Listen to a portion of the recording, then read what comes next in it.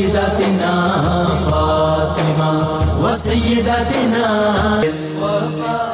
الحمدللہ رب العالمین والصلاة والسلام علی سید الانبیاء والمرسلین. اللہم صلی علی سیدنا و مولانا محمد وعلی آلہ واصحابہ وبارک وسلم وصلی علیہ. دنیا کے تمام دیکھنے والوں کو، تمام چاہنے والوں کو، تمام پیار کرنے والوں کو، اور جہاں جہاں تک اس وقت میری آواز کو سنا اور مجھے دیکھا جا رہا ہے، جنید اقبال کی جانب سے انتہائی محبت کے ساتھ السلام علیکم.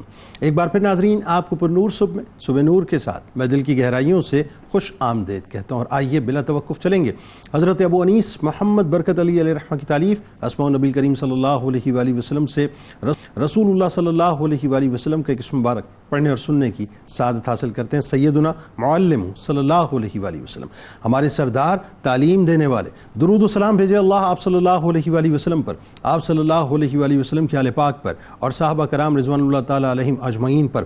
حضرت عبداللہ ابن عمر رضی اللہ تعالیٰ عنہ بیان کرتے ہیں کہ ایک دن رسول اللہ صلی اللہ علیہ وآلہ وسلم مسجد نبوی میں تشریف لے گئے. وہاں دو قسم کی محافل انعقاد پذیر تھیں، ایک حلقہ ذکر اور دوسرا حلقہ تعلیم. آپ صلی اللہ علیہ وآلہ وسلم نے دونوں کی تحسین فرمائی اور فرمایا کہ حلقہ تعلیم حلقہ ذکر سے بہتر ہے اور میں تو معلم بنا کر بھیجا گیا ہوں. اور اس کے بعد آپ صلی اللہ علیہ وآلہ وسلم مجلس علم میں تشریف فرما ہوئے. ایک ایسی ہی علمی شاہکار کی بارگاہ میں ناظرین آج ہم چلیں گے جو دنیا آسمان پہ ہمیشہ چمکتے رہے ہیں اور ہمیشہ چمکتے رہیں گے، یعنی الشیخ السنہ امام ابو بکر احمد بن حسین بیہقی رحمۃ اللہ علیہ، جنہیں امام بیہقی رحمۃ اللہ علیہ کے نام سے پکارا جاتا ہے. ناظرین کرام، ایک بات تو ذہن میں رکھیے کہ یہ اللہ کا نظام ہے، وہ جسے چاہے اپنے دین کے کاموں کے لیے منتخب کر لے، اور یہ بھی اسی کا کرم ہے کہ وہ جسے اپنے کاموں کے لیے چنتا ہے پھر ان میں وہ جستجو، وہ لگن اور وہ صلاحیتیں بھی پیدا کر دیتا ہے جس سے وہ دین کی خدمت کرتے ہیں. اور پھر وہ وقت آتا ہے جنہیں دیکھ کر زمانہ دنگ رہ جایا کرتا ہے. لہٰذا قدرت کے اسی انتخاب میں کچھ لوگ بچپن ہی سے الٹرا جینیس اور فوکسڈ ہوا کرتے ہیں، جن کی ہستی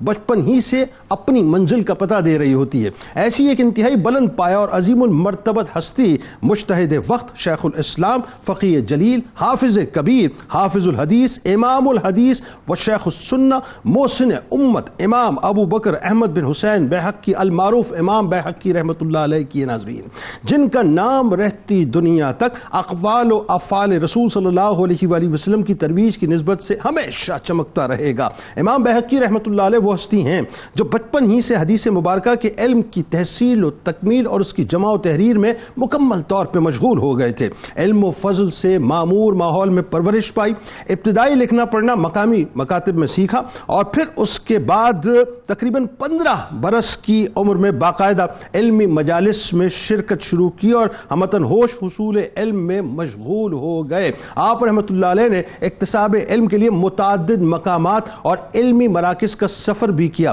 بڑی عجیب شخصیات ہوتی ہیں صاحب یہ، جن کو اللہ تبارک و تعالیٰ منتخب کرتا ہے، وہ عقل سے پھر ماورا نظر آتی ہے. یعنی پہلے بیہق سے نشاپور تشریف لے گئے، پھر خراسان کے اکابر علماء محدثین سے استفادہ کرنے کے بعد آپ نے عراق، جبال اور حجاز کے مختلف اہم شہروں جن میں بغداد، مکہ اور کوفہ وغیرہ شامل ہے، وہاں کا آپ نے باقاعدہ سفر کیا. ناظرین کرام، سلف و سالفین کا خصوصی امتیاز یہ تھا کہ جس قدر ان کے پاس علم کی دولت ہوتی تھی، آج تو معاملہ یہ کہ ہمیں علمی ہیضہ ہو جایا کرتا ہے نا، ان کے پاس معاملہ اور تھا. جس قدر ان پہ علم کی دولت جو ہے وہ برسائی جاتی تھی، اسی قدر ان کی زندگی عمل صالح سے مکمل طور پہ معمور ہو جایا کرتی تھی اور وہ انتہائی با عمل، یعنی ایک حقیقی چلتی پھرتی تصویر ایک مسلمان کی حیثیت سے نظر آتے تھے. بلکہ ایسا ہی ناظرین کچھ معاملہ حضرت امام بیہقی رحمۃ اللہ علیہ کی طرز زندگی کا تھا کہ آپ رحمۃ اللہ علیہ کا خصوصی امتیاز یہ تھا کہ سنت نبوی صلی اللہ علیہ وآلہ وسلم کی محبت میں مکمل طور پہ فنا تھا. دنیا سے بے رغبتی آپ کا شوق، تھوڑے مال پر اکتفا کرنا آپ کا شیوا،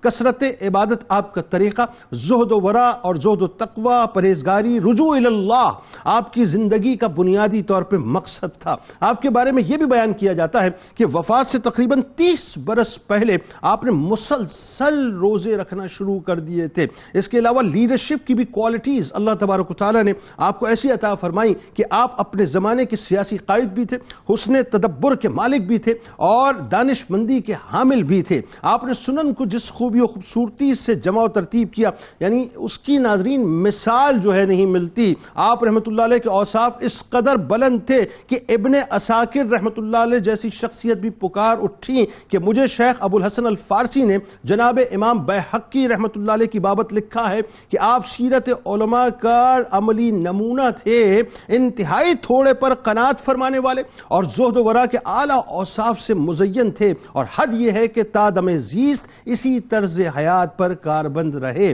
اللہ تعالیٰ نے آپ رحمۃ اللہ علیہ کو بے انتہا قوی حافظہ عطا فرمایا تھا، یہ بھی اللہ کا انعام ہوا کرتا ہے۔ ناظرین، آپ رحمۃ اللہ علیہ کے حفظ و ضبط اور ثقافت و اتقان پر ائمہ فن اور محدثین کا مکمل طور پہ اتفاق ہے۔ معرفت حدیث میں بھی عدیم المثال تھے صاحب، اور غیر معمولی مہارت رکھتے تھے، یعنی اللہ تعالیٰ نے آپ کی طرز زندگی کو انتہائی عالیشان اس اعتبار سے رکھا کہ علم کا سمندر اگر آپ کو کہا جائے تو غلط نہ ہوگا۔ یعنی آپ سوچئے ناظرین کرام کہ حق تعالیٰ نے ان کے علم میں غیر معمولی برکت اور فہم میں نہایت بصیرت عطا فرمائی تھی۔ ان کی یادگار ایسی عجب تصانیف ہیں جو ان سے پہلے لوگ نہ لکھ سکے تھے۔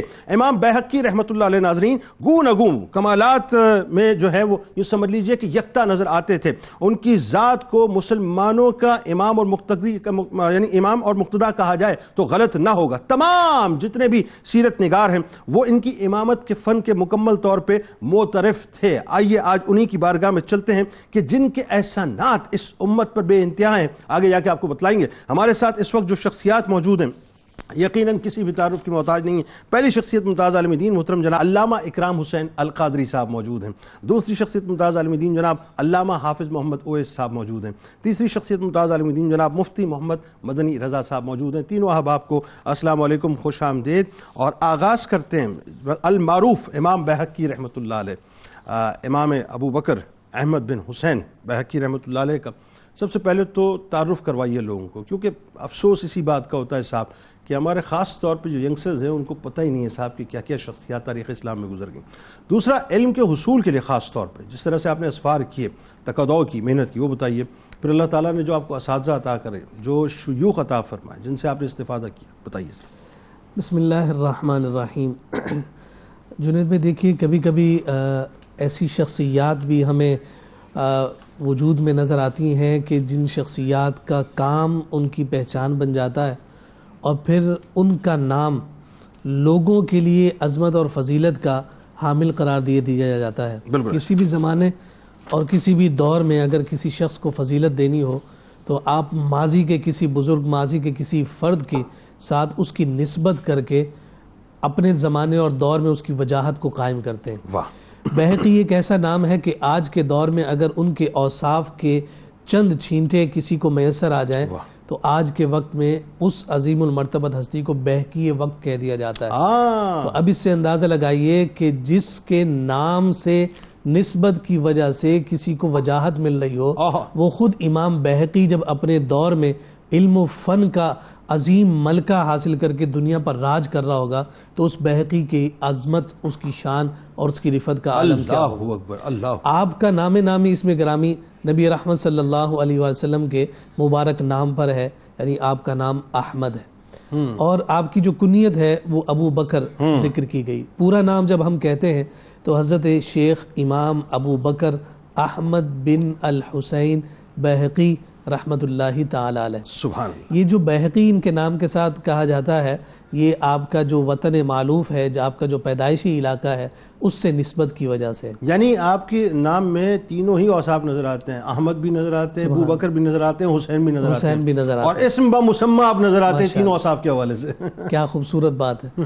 یہ بیہق ایک گاؤں ہے جو ایران کے شہر خراساں کے پڑوس میں واقع ہے، مضافات میں واقع ہے، اور اسی وجہ سے وہاں ان کی پیدائش کے بعد وہاں جو انہوں نے ابتدائی ایام گزارے اس کی وجہ سے آپ بیہق اس مضافاتی علاقے کی وجہ سے بیہقی کہلائے، اور اتنے معروف ہوئے، اتنے مشہور ہوئے کہ آپ کا علاقہ آپ ہی کے ذریعے سے جانا اور پہچانا جانے لگا۔ پھر اس کے بعد ہم دیکھتے ہیں کہ بہت ساری شخصیات کا تذکرہ ہم بھی یہاں کرتے ہیں۔ کبھی ہمیں کوئی ایسی شخصیت بھی نظر آئی کہ ان کی زندگی میں ایک ٹرننگ پوائنٹ آیا جس کے بعد وہ علم کی جانب راغب ہو گئے یا تصوف کی جانب راغب ہو گئے۔ بالکل ایسا۔ تو امام ابو بکر بن احمد الحسین بیہقی رحمۃ اللہ تعالی علیہ کی شخصیت وہ شخصیت ہے کہ جن کی زندگی میں ہمیں ٹرننگ پوائنٹ تو ایسا نظر نہیں آتا، لیکن یہ ضرور نظر آتا ہے کہ آپ بیہق میں جو اس وقت ماہرین حدیث کی زمین شمار کی جاتی تھی، آپ آنکھ کھول رہے ہیں تو مصطفیٰ کی حدیث کی کتاب دیکھ رہے ہیں، سبحان اللہ، اور اگر آپ سننا شروع کر رہے ہیں تو آپ سب سے پہلے مصطفیٰ کریم صلی اللہ علیہ وسلم کی حدیث کی محبت اپنے دل میں یعنی آپ کے وجود میں بائی ڈیفالٹ اور آپ کی بیسک انسٹنکٹ میں جو ہے عشق مصطفیٰ صلی اللہ علیہ وسلم شامل تھا. اور پھر اس بحق کو جو اس وقت ماہرین حدیث کی سرزمین کہا جاتا ہے، وہاں جب آپ نے نشو نما پائی ہے تو حدیث کی جانب آپ کی جو رغبت ہے وہ بڑھتی چلی جا رہی ہے، اور وہ اس قدر زیادہ بڑھ گئی کہ 15 سال کی مختصر سی عمر ہے جو ہمارے ہاں اصطلاحاً شمار کیا جاتا ہے کہ حدیث کا سماع آپ نے اس عمر میں اس سماعت کا آغاز کر دیا. اچھا، آغاز کر دی، ٹھیک. علوم و فنون کا سلسلہ تو پہلے سے جاری ہے، لیکن حدیث کا سماع خود ایک سٹینڈرڈ ہے، ایک لیول ہے، ایک مقام، ایک مرتبہ ہے. آپ 15 سال کی عمر میں اس منصب کو قائم کیے ہوئے ہیں، اور حدیث کی سماعت جو راویوں کے ذریعے سے پہنچ رہی ہے، امام بہقی اس تفصیل میں اور اس سند میں اپنے آپ کو اس مختصر سی عمر میں شامل اور داخل کرتے ہوئے نظر آ رہے ہیں. سبحان اللہ. اور پھر جیسے جیسے یہ سلسلہ آگے بڑھتا چلا جا رہا ہے، آپ نے ہر اس سرزمین کی جانب رخ کیا ہے جس مقام کی جانب آپ کو یہ بات باور کرائی گئی کہ وہاں کوئی ایسے بزرگ موجود ہیں جن کے ذریعے سے آپ کو مصطفیٰ کا ایک نیا فرمان آپ تک پہنچا. یعنی یہ پیاس کیسی کمال ہے پرانے وقتوں کے لوگوں میں. واہ واہ. اور اس کے لیے آپ نے کس قدر مشقت کے ساتھ وہ اسفار کیے ہوں گے. آج کے سفر میں اور اس سفر میں زمین آسمان کا فرق ہے. آپ خراسان کے اکابر محدثین کے پاس استفادہ کرتے رہے، پھر آپ عراق تشریف لے گئے، حجاز کا آپ نے سفر کیا، اور پھر اس سرزمین کی جانب آپ نے سفر کیا کہ جہاں کائنات کے تاجدار صلی اللہ علیہ وسلم خود خرام ناز فرماتے رہے. آپ مکہ المکرمہ تشریف لے گئے، وہاں کے محدثین سے اکتساب کیا، پھر بارگاہ مصطفیٰ کریم صلی اللہ علیہ وسلم میں حاضر ہو کر مدینہ المنورہ کے محدثین کے سامنے زانو تلمذ طے کر رہے ہیں. میں نے ایک جگہ پہلے بھی یہ بات ذکر کی تھی کہ نیشا پور جو ہے کچھ ہستیوں کے ساتھ خاص ہوا. ان میں ایک بڑی شخصیت تھی امام حاکم نیشا پوری، جسے ہم مصنف کا یعنی مستدرک علی الصحیحین کے جو ہمارے مصنف ہیں، یہ ان کے بالخصوص شاگرد تھے. آگے جا کے بات اور خاص فیضان ان کا ان کے ساتھ ہمیں جڑا ہوا نظر آتا ہے کہ امام حاکم نیشاپوری نے اپنے سماع کے اعتبار سے جتنا فیض انہیں عطا فرمایا کسی اور شخصیت میں نظر نہیں آیا. ایسا نظر آتا ہے کہ امام حاکم نیشاپوری رحمۃ اللہ تعالی علیہ کے پاس سند کے اعتبار سے جو حدیث کا ایک خاص خزانہ تھا، آپ نے وہ سارا کا سارا امام بہقی. سبحان اللہ. اور پھر آگے جا کے میں جب سیکنڈ اسپیل میں آتا ہوں اس پہ مزید آپ کلام کیجئے گا. 100 سے زیادہ علماء اور شیوخ سے آپ نے استفادہ کیا، اور ظاہر ہے یہ اٹ سیلف ایک بہت بڑا کام ہے. ہم تو یہاں پہ ہمارا جو اگر ہم اپنی ریکال کریں تو 2 4 5 8 10 مطلب جو ہیں وہ اپنا اساتذہ ہمارے ذہن میں ہوتے ہیں، وہ بھی مختلف کلاسز کے ہمارے ذہن میں، لیکن 100 سے زیادہ علماء اور شیوخ سے استفادہ کرنا یہ اٹ سیلف ایک بہت بڑا کام ہے. اچھا، امام بہقی رحمۃ اللہ علیہ کا مذہب شافعی سے تعلق، اس کی وجوہات کیا ہیں یہ ذرا بتائیے. پھر خاص طور پہ جب میں پڑھ رہا تھا تو ایک بات جو بڑی کام کی جو مجھے نظر آئی اور میں بڑی مطلب حیران کن بات میرے لیے کہ امام شافعی علیہ رحمہ کے ظاہر ہے مطلب احسانات سمت پہ مذہب شافعی پہ، لیکن امام شافعی علیہ رحمہ پہ جو ہے وہ آپ کے احسانات، یہ کیسی بات ہے بتائیے ذرا. بسم اللہ الرحمن الرحیم. جی جیسا کہ ذکر کیا گیا کہ حضرت امام بہقی رحمہ اللہ عظیم محدث شاگرد تھے امام حاکم نیشاپوری کے. تو امام حاکم جو ہے وہ اپنی فقہ میں ممتاز تھے، اپنے علم حدیث میں ممتاز تھے، اور وہ فالو کرتے تھے فقہ شافعی کو. تو جب انہوں نے اپنا ایک یگانہ روزگار شاگرد تیار کیا یعنی امام بہقی، تو ان کی فقہ کے جو اثرات تھے وہ منتقل ہوئے امام بہقی تک. تو اپنے استاذ کے زیر اثر ہونے کی وجہ سے ظاہر ہے کہ انسان اپنے استاذ کے جو سوچ ہوتی ہے، جو فکر ہوتی ہے، وہ سب سے پہلے اس میں منتقل ہوتی ہے. تو یہ ایک بہت بڑا اثر تھا کہ آپ کے سامنے فقہ شافعی کو سب سے پہلے کھول کھول کر بیان کیا گیا، اور اس کی محبت اور اس کا اثر انہیں پلا دیا گیا. سبحان اللہ. یعنی استاذ اپنی فقہ میں جس مقام پر پہنچے، لیکن جو شاگرد انہوں نے تیار کر دیا وہ فقہ شافعی کا محسن بن گیا. اور جیسا کہ آپ نے ذکر کیا کہ امام بہقی رحمۃ اللہ علیہ کا یہ خاصہ ہے، انفرادیت ہے کہ ویسے تو کسی بھی مسلک کا جو امام ہوتا ہے اس کا احسان ہوتا ہے اپنے پیروکاروں پر. بالکل ایسا کہ ظاہر ہے کہ اس نے ایک ایک راستہ، ایک سوچ، ایک فکر، ایک اسکول جو ہے وہ انہیں دیا ہوتا ہے سوچ کا.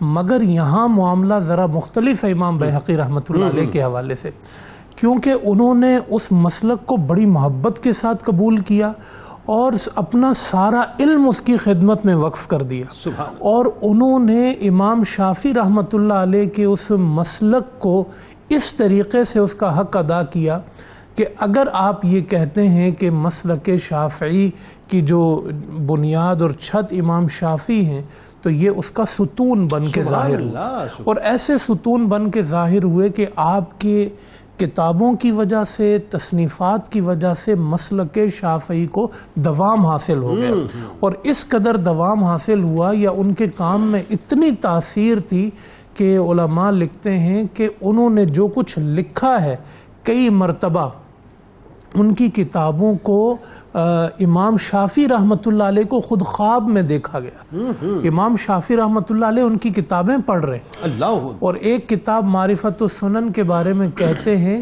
کہ میں نے ان کی کتاب کے 7 جلدوں کو پڑھا ہے، امام شافعی عالم برزخ میں ہیں اور وہاں ان کی کتابیں پڑھ رہی ہیں، بزرگ خواب میں دیکھ رہی ہیں، اس قدر، اور آگے ان کی کتابوں کا تذکرہ آئے گا، لیکن ایک کتاب کا بس صرف اس حوالے سے ذکر کر دوں کہ جو مشہور کتاب ہے معرفت السنن والآثار، بستان المحدثین میں شیخ عبدالعزیز محدث دہلوی رحمۃ اللہ علیہ فرماتے ہیں کہ معرفت السنن والآثار اصل میں ہے معرفت الشافعی بالسنن والآثار، یعنی اس کتاب میں اصل تعارف فقہ شافعی کا ہے، لیکن وہ سنت کے طریقے پر اور حدیث کے راستے پر انہوں نے تمام احادیث کو جو ہے وہ اس طرف پھیر دیا۔ اچھا، وجہ کیا؟ یعنی مسلک شافعی کی طرف، مذہب شافعی کی طرف ایک وجہ تو بنیادی میں نے اس کی بیان کی کہ اپنے استاد امام حاکم نشاپوری سے انہوں نے شاگردی میں حاصل کی۔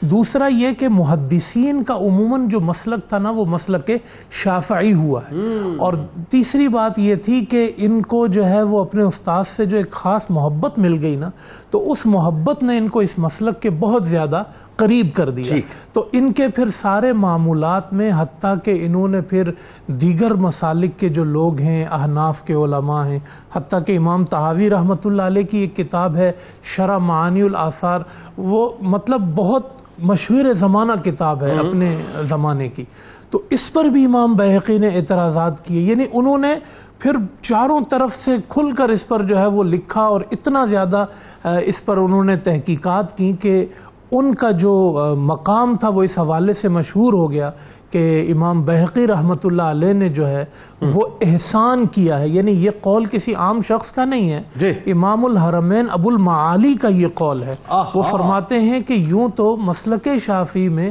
سب پر امام شافعی کا احسان ہے، مگر اگر ہم امام بیہقی کو دیکھیں تو خود ان کا امام شافعی پر احسان ہے کہ اگر قیامت تک ان کا یہ مسلک شافعی چلتا رہے گا تو اس میں سب سے بڑا ہاتھ خود امام بیہقی رحمت اللہ علیہ۔ ایک اور جو اہم ترین بات ہے کہ امام بیہقی رحمت اللہ علیہ کے پاس سنن نسائی، جامع ترمذی، سنن ابن ماجہ نہیں تھی، یعنی وہ آپ کی نگاہ سے بھی نہیں گزری، لیکن اس کی اطلاع بھی نہیں تھی، لیکن اس کے باوجود اللہ تبارک و تعالیٰ نے جو غیر معمولی آپ کو ایک صلاحیت عطا فرمائی تھی اور غیر معمولی علمی برکت عطا فرمائی تھی، یعنی آپ دیکھیے کہ امام شافعی علیہ رحمہ سے، یعنی مسلک یا مذہب شافعی سے جڑنے کے بعد جو ہے آپ نے جو کام کیا اس کام پہ کہیں اعتراض نہیں آیا، لوگوں نے اس کی پیروکاری کی، اس کام کی پیروکاری کی۔ ہاں، مطلب یہ ہے کہ ان کا ایک تجدیدی ذہن کے حوالے سے یہ ذکر کیا جاتا ہے، اور تصنیفات کے باب میں یہ ذکر آئے گا کہ ان کے پاس تصنیفات نہ آپ سے پہلے لکھی گئی امام ترمذی کی کتاب پہنچی، نہ امام نسائی کی کتاب پہنچی، لیکن اس کے باوجود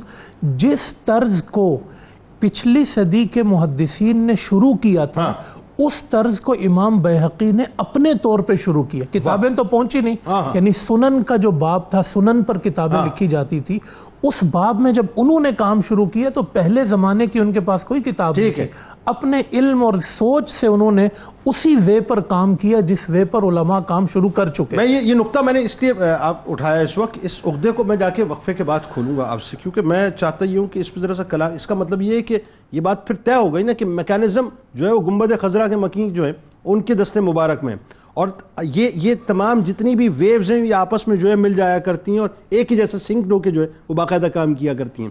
علامہ صاحب ذرا یہ بتائیں، امام بیہقی رحمۃ اللہ علیہ کا اوصاف و محاسن، اللہ تبارک و تعالیٰ نے آپ کو خاص طور پہ جو قناعت کا ایک وصف عطا کیا تھا، زہد و تقویٰ آپ کی شخصیت میں جو ہے وہ انتہا کا تھا، اور ظاہر اس کا اظہار اکابر علماء نے، صوفیہ نے باقاعدہ فرمایا آپ کے بارے میں۔ جی بسم اللہ الرحمن الرحیم، ہم اکثر بزرگوں کو دیکھتے ہیں نا تو ان کی ذوات میں ہمیں علمی کارنامے اور ایسی زبردست اچیومنٹس ہوتی ہیں جو ہمیں حیران کر دیتی ہیں. حیران کر دیتی. اب یہ اچیومنٹس اور یہ جو علمی پختگی یہ کہاں سے آتی ہے؟ تو یہاں پر میں امام مالک بن دینار رحمۃ اللہ تعالیٰ علیہ کا ایک قول ذکر کروں گا. بتائیے. امام مالک فرماتے ہیں کہ جب آدمی عمل کرنے کی نیت سے علم کو حاصل کرتا ہے ٹھیک تو اللہ تبارک و تعالیٰ اس کے علم میں زیادتی فرما دیتا ہے، اور جب عمل کی نیت کے بغیر علم حاصل کرے تو پھر اس کی نافرمانی، تکبر اور لوگوں کو حقیر سمجھنے کے اوصاف اس کے اندر پیدا ہو جاتے ہیں. کمال بات. تو اب اگر ہم بزرگان دین کی سیرت کو دیکھیں نا تو وہاں پہ ہمیں علم جہاں پہ نظر آئے کہ یہ علم میں بڑے اعلیٰ درجے کے تھے، تو وہیں ہمیں ان کی سیرت میں بھی نظر آتا ہے کہ وہ صرف علم میں اعلیٰ درجے کے نہیں تھے، زہد و تقویٰ اور عبادات میں بھی اعلیٰ درجے کے تھے. انہی میں امام بہقی رحمۃ اللہ تعالیٰ علیہ کا شمار بھی ہوتا ہے کہ امام بہقی جتنے بڑے عالم تھے، جس قدر آپ کا علمی مقام و مرتبہ تھا، زاہد و عابد بھی ویسے ہی تھے. آپ زہد و تقویٰ، صبر و قناعت کے پیکر. پھر جتنے بھی آپ کے اگر ہم دیکھیں کہ آپ کے ائمہ نے جو آپ کے متعلق فرمایا، وہ یہ فرمایا کہ آپ نے دنیا سے محبت کبھی بھی نہیں کی. اگر ہم لوگوں کو دیکھیں نا تو لوگ دنیا حاصل کرنے کے شوقین ہوتے ہیں، لیکن امام بہقی رحمۃ اللہ تعالی علیہ دنیا سے دور رہنا پسند کرتے تھے. لوگوں کو اگر دیکھا جائے تو وہ کثرت مال کے باوجود شکوے میں مبتلا رہتے ہیں، لیکن آپ قلیل پر صبر و قناعت کرنے والے ہیں. اسی طریقے سے لوگوں کے مقاصد کیا ہوتے ہیں کہ ہمیں جو ہے وہ اپنے بچوں کا فیوچر بنانا ہے، سیر و تفریح کرنی ہے، اور ہمیں دیگر چیزوں میں انوالو رہنا ہے. لیکن آپ کی زندگی کا مقصد کیا تھا؟ صرف اللہ تبارک و تعالیٰ کی رضا کو حاصل کرنا. اور ٹریول بھی آپ نے کیا تو صرف علم کے حصول، صرف علم کے حصول کے لیے. اب یہاں پر آپ ذرا غور کریں کہ جب اللہ کی رضا پیش نظر ہو اور یہ مقصد حاصل کرنا ہو تو پھر اس مقصد کے حصول کے لیے جو چیزیں آپ اختیار کر سکتے تھے آپ نے وہ اختیار کی. بالکل ایسا. اس میں مثال کے طور پر آپ کے متعلق یہ لکھا گیا کہ آپ کی عمر کے جو آخری 30 سال تھے، ان 30 سالوں میں صرف ممنوع ایام کے علاوہ کوئی دن ایسا نہیں تھا جس میں آپ نے روزہ نہ رکھا. اللہ. اور یہ روزہ ایک ایسی عبادت ہے جو یقیناً اللہ تبارک و تعالیٰ کا قرب دلانے کے لیے سب سے زیادہ مؤثر ہے. 30 ایئرز.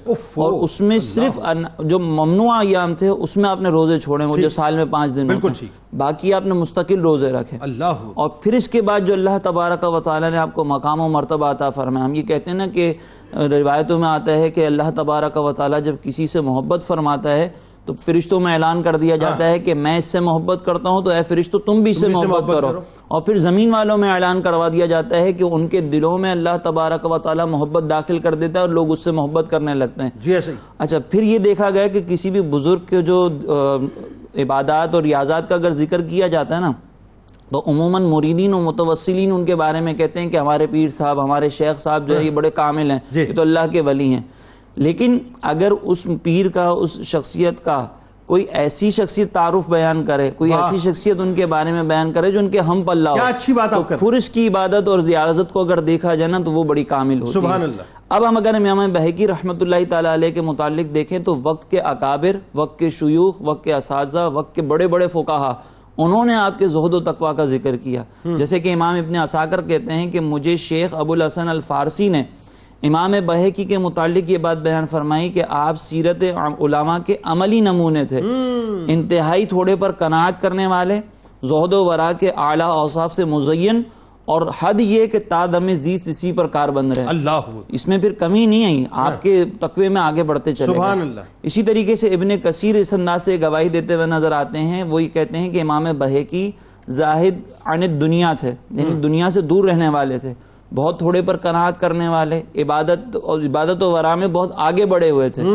پھر اسی طریقے سے ایک اور نام ذکر کیا جاتا ہے تاریخ میں کہ امام ابو الحسن حافظ عبد الغافر بن اسماعیل، وہ یہ کہتے ہیں کہ امام بہقی علماء سابقین کے طرز پر زندگی گزارنے والے تھے، زہد و تقویٰ سے آراستہ تھے، اور عبادت کا یہ عالم تھا کہ زندگی کے آخری جو 30 سال تھے اس میں آپ نے مستقل روزے رکھے. اب یہ جو کہنے والے نا کہ یہ یادگار اسلاف ہیں، یعنی اپنے جو پیچھے گزر جانے والے علماء کی یادگار ہیں، یہ کوئی عام افراد نہیں، یہ خود بڑے درجے کے عامل ہیں. اچھا، پھر ہم یہ دیکھتے ہیں کہ عبادت بھی ہے، علمی مشغولیت بھی ہے، لیکن اس کے باوجود جو دور حاضر کا ماحول چل رہا ہے اس کے اندر بھی آپ انوالو ہیں اور بہترین سیاسی لیڈر بنتے ہیں. ہاں ایسا ہی ہے. اور یہ ہمارے فقہ کا اصول ہے کہ مفتی وہی ہوتا ہے کہ جو اپنے دور کے حالات سے واقف ہو اور اس کو جانتا ہو. یعنی یوں کہہ لیجیے عام الفاظ میں کہ وقت کا نباز ہو, وقت کی نبض اس کے ہاتھ میں ہو, اس کو معلوم ہو کہ میرے دور میں کیا چل رہا ہے. تو ان تمام چیزوں کو اگر ہم دیکھیں تو امام بہقی رحمۃ اللہ تعالی علیہ کی سیرت میں ہمیں یہ سارے اوصاف نظر آتے ہیں اور آپ ایک کامل شخصیت کے حامل. اور دیکھیں نا یہ زہد و تقوی اور ورع کی کیا مثال ہے, کیا شاندار مثال ہے کہ سیاسی لیڈر ہونے کے باوجود بھی جو ہے پراگندہ سیاست کے اندر جو آپ کبھی نظر نہیں آئے, بلکہ آپ نے ہمیشہ سیاست کو صاف اور شفاف کرنے کی کوشش. ہماری سیاست ہی یہ ہے کہ جو صاف و شفاف ہو اور دین و ملت کی ترقی. ہاں وہ سیاست ہو, سیاست نہ ہو. بہت خوبصورت گفتگو. ناظرین ہمارے ساتھ رہیے اور امام بہقی رحمۃ اللہ علیہ کا تذکرہ پاک ہے, انشاءاللہ لوٹ کر آپ کو بتلائیں گے. ایک تو ظاہر ہے یہ ابھی تک گفتگو یہ ہے کہ آپ کا علمی سیچر کیا ہے, آپ کا زہد و ورع کیا ہے, آپ کی قناعت کیا ہے, آپ کی پرہیزگاری کیا ہے, آپ کا تقوی کیا ہے. اب آپ کو بتائیں گے ان کی جو تصنیفی کارنامے صاحب وہ مائنڈ بلوئنگ ہے, یعنی وہ عقل سے ماوراء ہیں, اور آپ انگشت بدندہ رہ جائیں گے سن کر انشاءاللہ جب علامہ صاحب بتلائیں گے کہ صاحب ایک شخصیت اور اتنے کام. ہاں جی, ایک شخصیت اور اتنے کام. 24 گھنٹے ہمارے پاس ہے نا, 24 گھنٹے ان کے پاس بھی تھے, لیکن انہوں نے 24 آورس کو کس طرح سے مینج کیا تھا, یہ بڑی کمال بات ہے. سرکار کی بارگاہ میں درود پاک کا نذرانہ پیش کیجیے.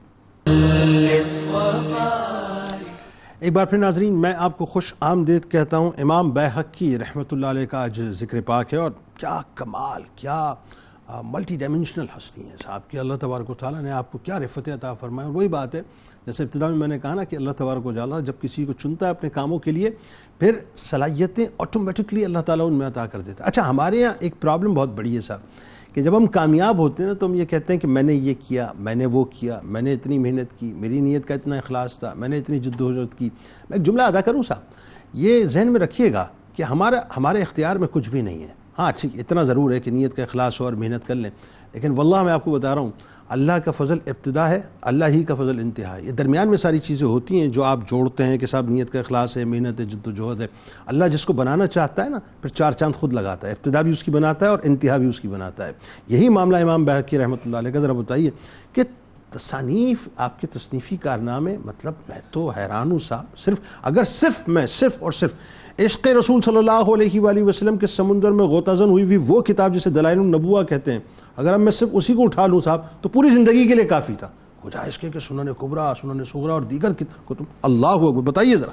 بسم اللہ الرحمن الرحیم. بڑی خوبصورت بات. اور میں یہاں یہ بات عرض کروں کہ جیسے عام طور پہ ہم بزرگوں کے مزارات کے حوالے سے بات کرتے ہیں کہ ان کا مزار پرانوار مرجع خلائق ہے, ہاں امام بہقی اس شخصیت کا نام ہے کہ جن کی تصنیفات مرجع خلائق. ہاں کیا اچھا جملہ ہے. لوگ جو ہے آپ کی تصنیفات کی جانب ایسے متوجہ ہوئے ہیں کہ آج بھی جو ہے وہ مرجع ہی کی حیثیت رکھتے ہیں. کیا اچھی بات. کوئی بھی مصنف کسی بھی باب میں اپنا کام کرنے لگتا ہے تو اس کے لیے امہات کتب کا درجہ رکھنے والی جو کتابیں ہیں ان میں سر فہرست امام بہقی کی کتابیں نظر آتی ہیں.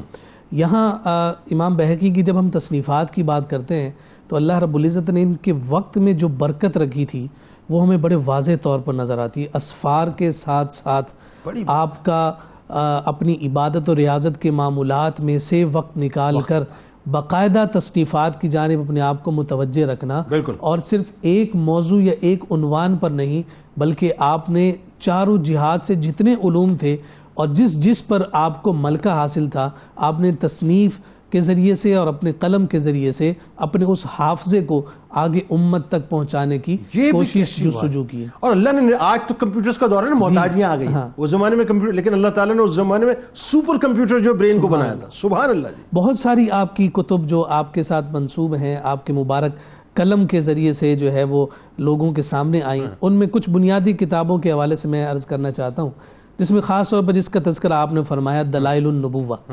اب یہ جو دلائل النبوہ کتاب ہے اس کو جب ہم دیکھیں تو یہ براہ راست ذات مصطفیٰ کو ڈسکس کرتی. سبحان اللہ. آغاز کیا ہے؟ میلاد. اللہ. آج پوچھا جائے کہ میلاد کہاں ہے, امام بہقی صدیوں پہلے میلاد پر پورا عنوان باندھ کر حضور نبی رحمت صلی اللہ علیہ وسلم کی ولادت کے موقع پر پیش آنے والے جو واقعات ہیں ان کا تذکرہ انتہائی حسن و جمال کے ساتھ بیان کرنا. مطلب مذہب شافعی سے آپ کا تعلق, جی, اور مذہب شافعی پہ آپ کے احسانات جس کو امام شافعی علیہ رحمہ مانتے ہیں, جی, اور آپ فرماتے ہیں کہ میلاد سے جو ہے میں اپنی کتاب کی ابتدا. چونکہ اہل السنہ ہے, اگرچہ امام شافعی ہے لیکن اہل السنہ ہے, خوش عقیدہ ہیں تو آغاز ہی وہ میلاد کے اور ذریعے 34 صدی ہجری ہے، یہ بھی ذہن میں جی، یعنی 1000 سال پہلے یہ بات طے ہو چکی 1000 سال پہلے بات ہو چکی. مصطفیٰ کریم صلی اللہ علیہ وسلم کے معجزات ہوں، ٹھیک ہے. آقا کائنات صلی اللہ علیہ وسلم کے فضائل ہوں، سبحان اور حضور علیہ الصلوۃ والسلام کی جو نبوت ہے. ہاں. دیکھیں ایک تو نبوت ہے نا جو عام طور پر فی نفسی اپنے اپنے نبی کے پاس موجود ہے، لیکن نبوت مصطفیٰ کریم صلی اللہ علیہ وسلم کی انفرادیت کیا ہے، اس پر جو آپ نے دلائل جمع فرمایا وہ انتہائی خوبصورت اور انتہائی شاندار ہے. امام علامہ ابن کثیر، امام تاج الدین سبکی جیسے افراد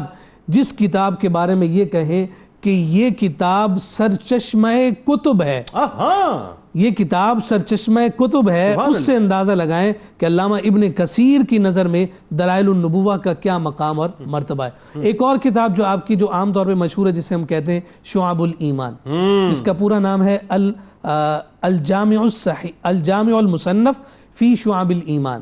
اب یہ جب ہم شعب الایمان کا لفظ استعمال کرتے ہیں، شعب جو ہے وہ شعبہ کی جمع ہوئی اور ایمان. حضور علیہ السلام کی جو حدیث مبارکہ ہے الایمان بضع و سبعون شعبہ، کہ آقا کائنات صلی اللہ علیہ وسلم نے فرمایا کہ میرے جو ہے ایمان کے 70 یا اس سے کچھ زیادہ شعبے ہیں.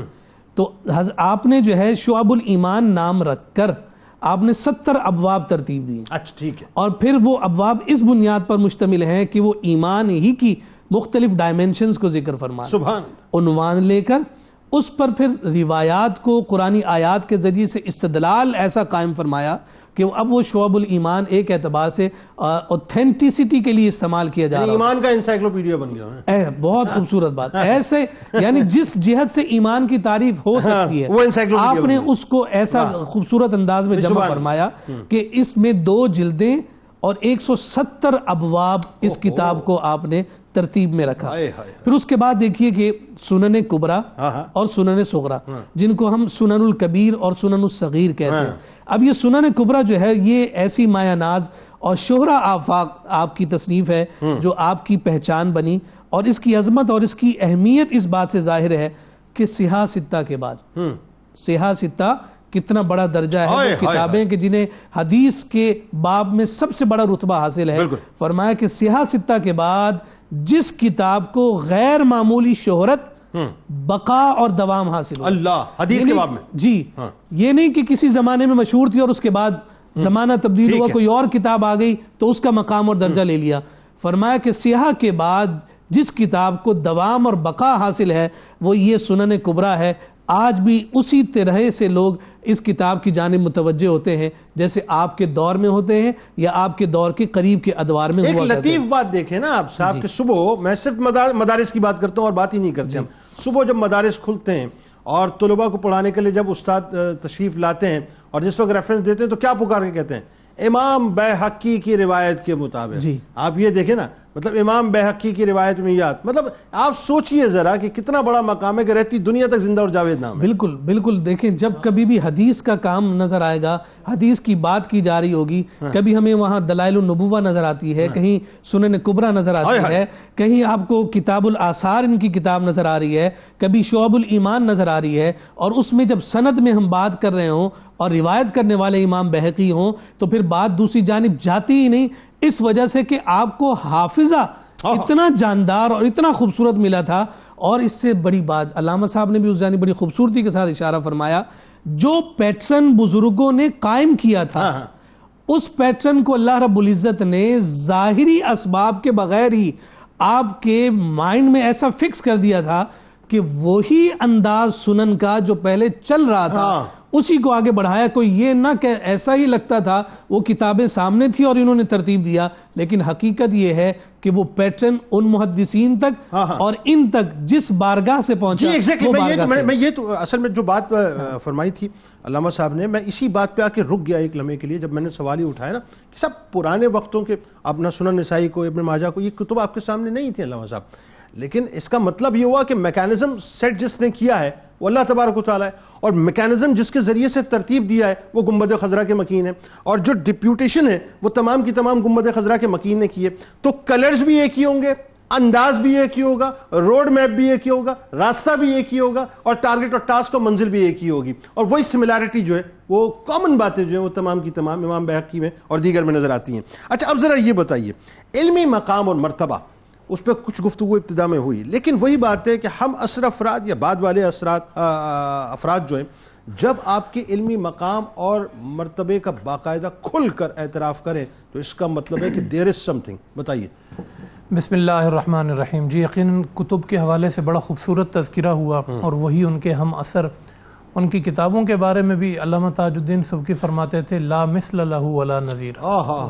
کوئی مثل نہیں ہے ان کی کتابوں کی. یعنی امام کا یہ دعویٰ کرنا کسی کتاب کو پڑھ کر کہ اس کی کوئی نظیر نہیں ہے، اسماء و صفات پہ لکھا، حدیث پہ لکھا، جس میں یہ آپ کے ہم اثر کا اعتراف تھا آپ کی کتابیں پڑھ کر، آپ کی شخصیت کو دیکھ کر.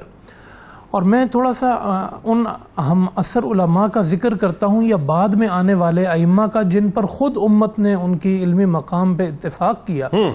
ابو سعد سمعانی فرماتے ہیں کانا جامعا بین الحدیث والفقہ.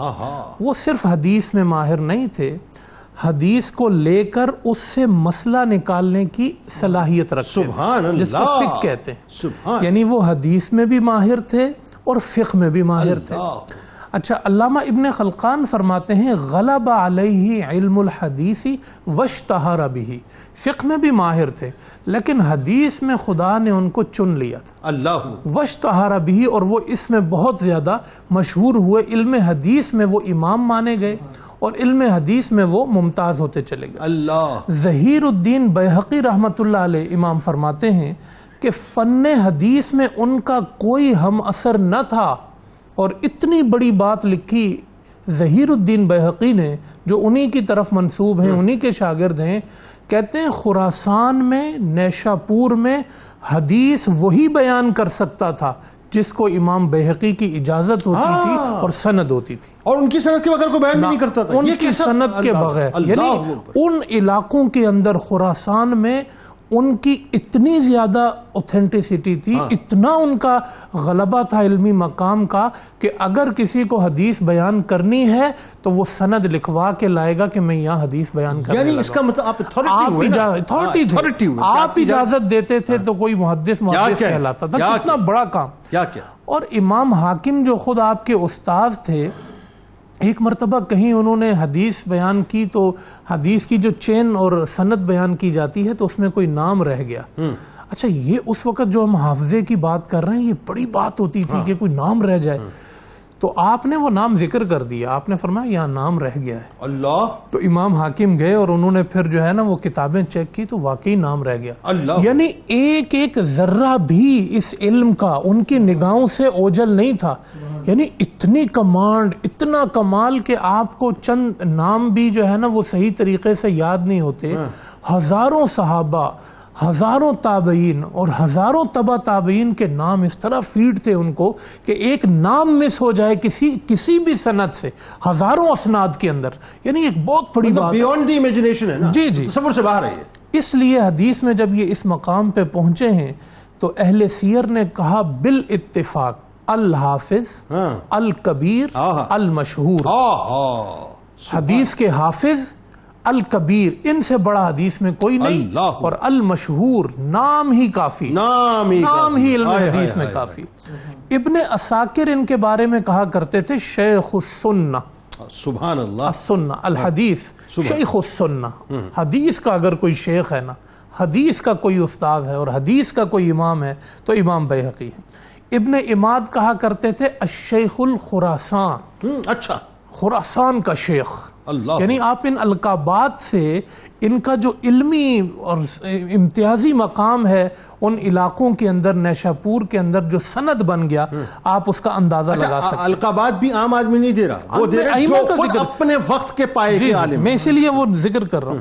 علامہ سبکی نے بڑی ایک خوبصورت عبارت کہی، کہتے ہیں احد ائمۃ المسلمین ہدات المومنین الدعات الی حبل اللہ المتین.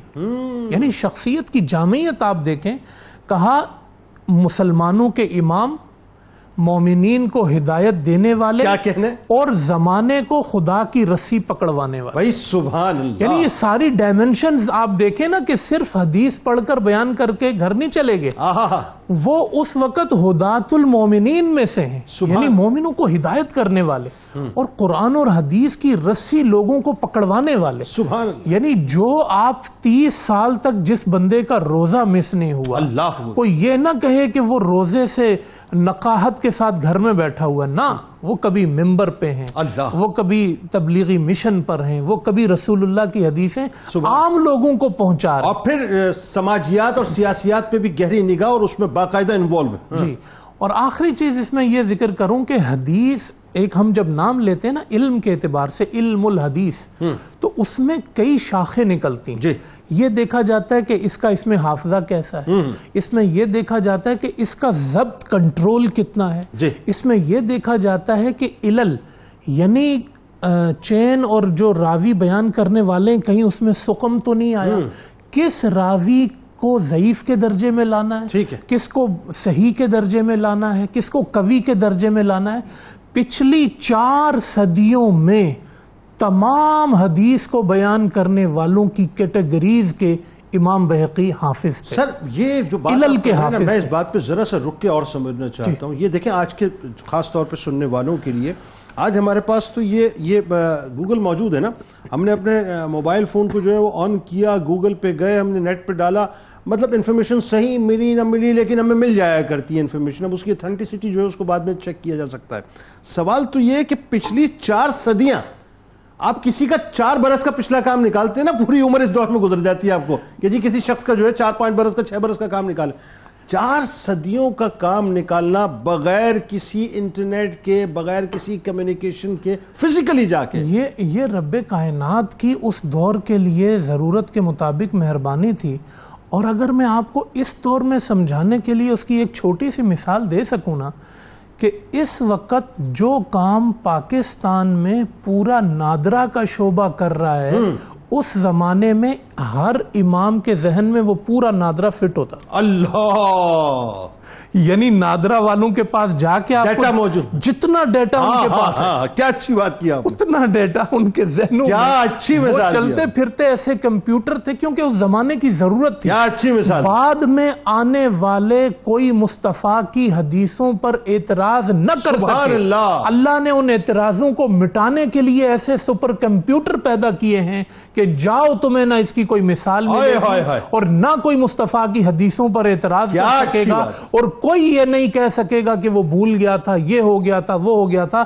جو اس میں سند کا درجہ رکھتے تھے وہ ایسے تھے, میں نے بتایا ایک نام بھی مس ہوتا تھا تو ان کو پتہ چل جاتا تھا. 4 صدیوں کے ڈاٹس ملانا, ان سے یہ روایت چلی, ان سے روایت چلی, ان سے چلی, ان سے چلی, ان سے چلی, اور پھر فائنلی جا کے سرکار علیہ السلام سے سنی.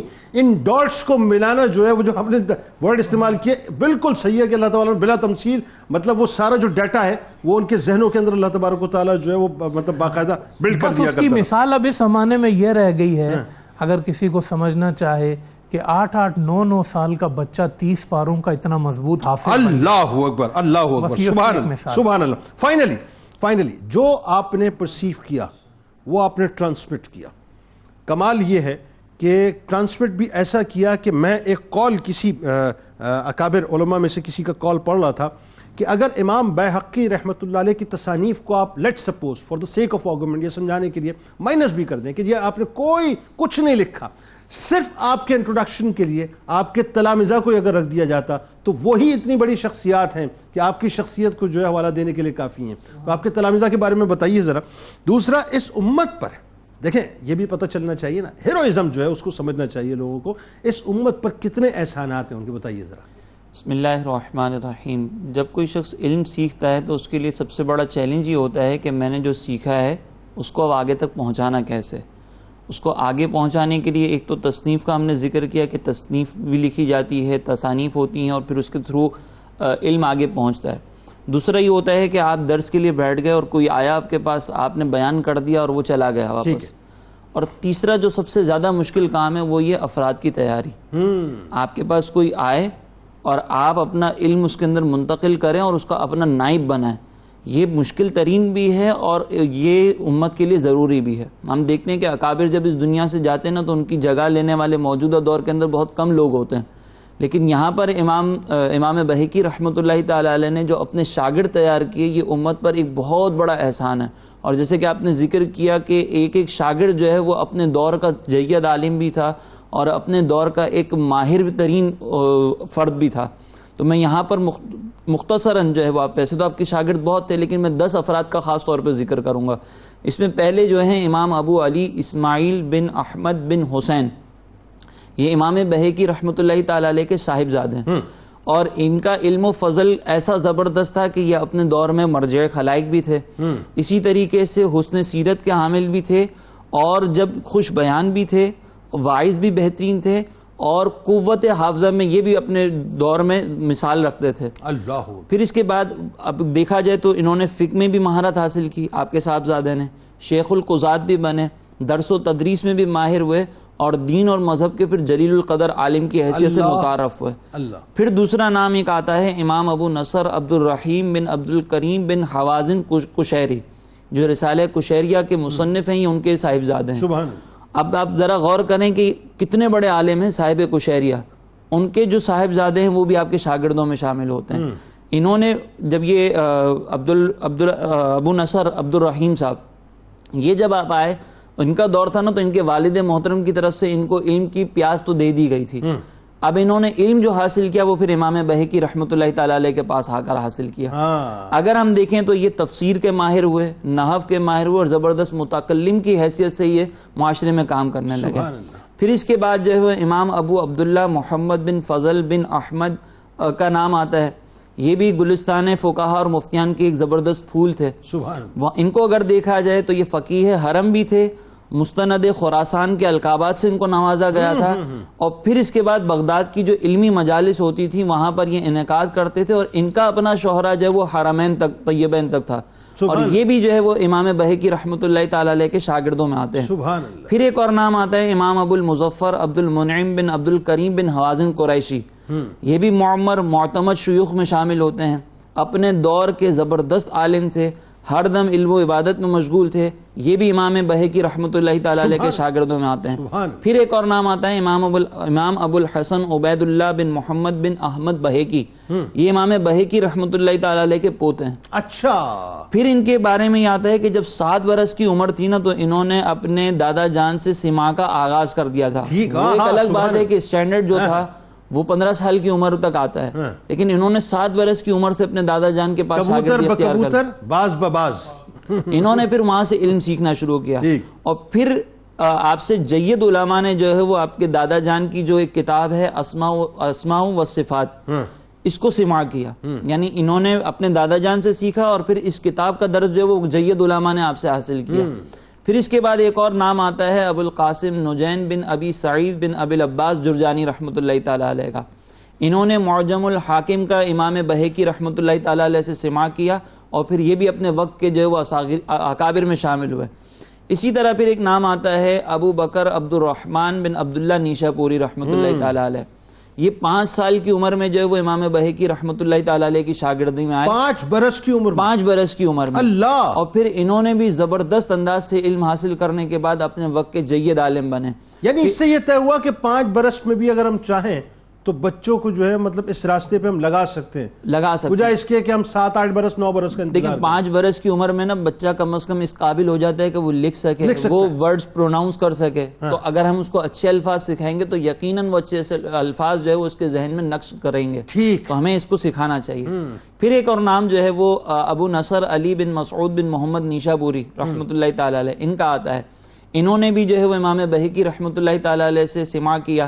پھر آخر میں 2 نام ہیں ابو الفتح ناصر بن محمد بن عبداللہ بن ایاز, انہوں نے, اور ابو محمد ہبت اللہ بن ساحل بن عمر سیدی, ان دونوں نے جو ہے وہ مناقب الشافعی جو ہے وہ امام بہقی سے سماع کیا اور پھر امت تک پہنچایا. اب یہ جتنے بھی شاگردوں کے میں نے نام ذکر کیے, یہ تو صرف آپ کا امت پر احسان کا ایک شعبہ ہے. ٹھیک, اس کے علاوہ تصنیف ہیں, اس کے علاوہ دیگر جو آپ کے احسانات ہیں, فقہی مسائل جو آپ نے ذکر کیے, یہ ساری وہ چیزیں ہیں کہ جس کو دیکھنے کے بعد ہم یہ کہتے ہیں کہ محسن امت جو ہیں, جتنے بھی محسنین امت ہیں, ان میں ایک نمایاں نام امام بہقی رحمۃ اللہ تعالیٰ اللہ اکبر. یعنی یوں کہیے کہ امام بہقی رحمۃ اللہ علیہ وہ سمندر ہیں جن سے کئی ایسے دریا جو ہیں وہ نکلے, پھر انہوں نے جو ہے باقاعدہ فیضیاب کیا ہے لوگوں کو. آخر موقع پر جناب صاحب قشیریہ کے بیٹے بھی ان کے پاس پڑھنے آتے تھے, تو پتہ چلا کہ صوفیوں کے بیٹے بھی پڑھا کرتے تھے. کیا اچھی بات, بہت شکریہ آپ تینوں احباب کا, آپ تشریف لائے اور بالکل ٹھیک ہے. کتاب الشفا کی جانب چلتے ہیں. علم میں اضافے کا عمل آپ کو بتلاتے ہیں کہ روزانہ نماز فجر کے بعد اللہ تعالیٰ کا اسم مبارک یا علیمو 21 بار پڑھ کر پانی پر دم کر کے پی لینے سے علم میں حائل تمام رکاوٹیں انشاءاللہ دور ہو جاتی ہیں اور علم میں اضافہ ہوگا. سیدنا قاسم بن محمد بن ابی بکر صدیق رضی اللہ تعالی عنہما کا قول مبارک ہے کہ آدمی کی اپنی عزت کرنا یہ ہے کہ وہ اپنے احاطہ علم سے باہر کوئی بات نہ کرے. روزنامہ 92 نیوز میں آج مضمون ضرور پڑھیے گا. حضرت ابو بکر احمد بن حسین بہقی رحمۃ اللہ علیہ کے حوالے سے ٹویٹر پہ ضرور فالو کر لیجئے, فیس بک پیج کو لائک کر لیجئے, یوٹیوب چینل کو سبسکرائب کر کے بیل آئیکن کو ضرور کلک کر لیجئے گا. آپ وہاں موجود, ہم یہاں موجود ہیں, مل کے نعرہ لگائیں گے, لیکن اس سے پہلے ذرا مل کر روح سے تجدید عہد وفا کر لیتے ہیں. لا یؤمن احدکم حتی اکون احب الیہ من والدہ وولدہ والناس اجمعین. اللہ تعالیٰ آپ کا, ہمارا, ہم سب کا, پاکستان کا اور امت مسلمہ کا حامی و ناصر ہو. آمین. پاکستان کا مطلب کیا؟ لا الہ الا اللہ محمد رسول اللہ.